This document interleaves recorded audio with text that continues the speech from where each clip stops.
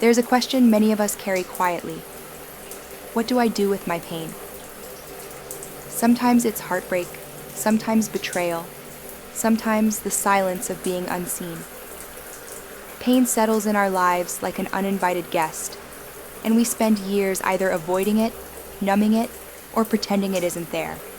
But what if pain wasn't just something to survive? What if pain could be converted, like raw material, into something of value? Just as money invested wisely grows into wealth, emotional pain, if processed with awareness, can grow into emotional assets. Assets that sustain you for life: resilience, empathy, wisdom, creativity, depth of connection.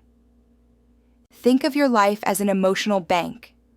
Painful experiences feel like withdrawals, draining your balance. Yet, hidden within every withdrawal is an opportunity to invest. The breakup that shattered you, it also taught you what kind of love you will never again settle for. The failure that humiliated you, it taught you persistence and perhaps redirected you toward a path that was truly yours. The betrayal that left you questioning trust, it gave you sharper discernment and the ability to spot authenticity in people. The first step to converting pain into assets is acknowledgement. Denial keeps pain in its raw, destructive form, but acknowledgement begins the process of transformation. When you say to yourself, "Yes, I am hurting," you are already converting energy from suppression into expression. The second step is meaning-making. Ask yourself, what is this pain trying to teach me? Pain, in its essence, is a signal. Physical pain tells us something in the body needs attention. Emotional pain tells us something in the heart, or in our relationships, requires growth. If you can extract the lesson, you shift from being a victim of your pain to becoming a student of it. That shift itself is an emotional deposit. The third step is channeling. Pain is pure energy, often intense and overwhelming. Left unchanneled, it turns into bitterness, resentment, or self-destruction. But when you channel it, pain becomes fuel. Think of the greatest art, poetry, or music in the world. Much of it was born out of suffering. Think of leaders who fought injustice. Often their passion came from personal wounds. Channeling does not mean you must create a masterpiece. It could simply mean journaling, turning to prayer, building healthier relationships, or helping someone going through what you once did.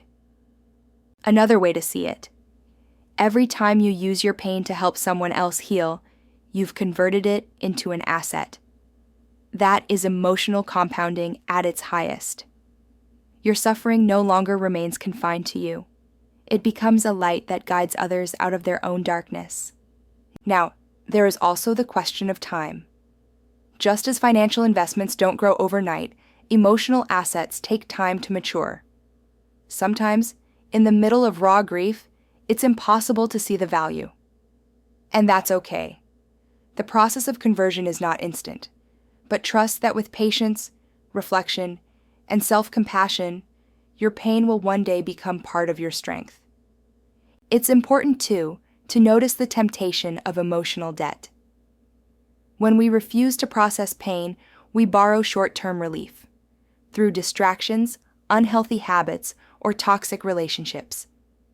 But like financial debt, these quick fixes charge heavy interest. Over time, they deplete us more.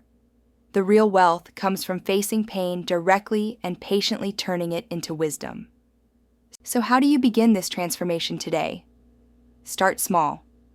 Write down one painful experience that still weighs on you.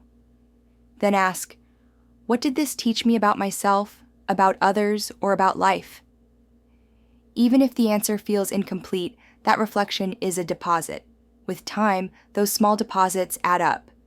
Here's a truth worth holding on to. Pain is unavoidable, but suffering is optional. Suffering is pain without meaning. The moment you create meaning, you've shifted suffering into growth. You've turned something heavy into something valuable. Your emotional assets are your greatest form of wealth. They don't just help you. They ripple into your relationships, your work, and the way you show up in the world. And the beauty of it all is this: no one can steal this kind of wealth from you.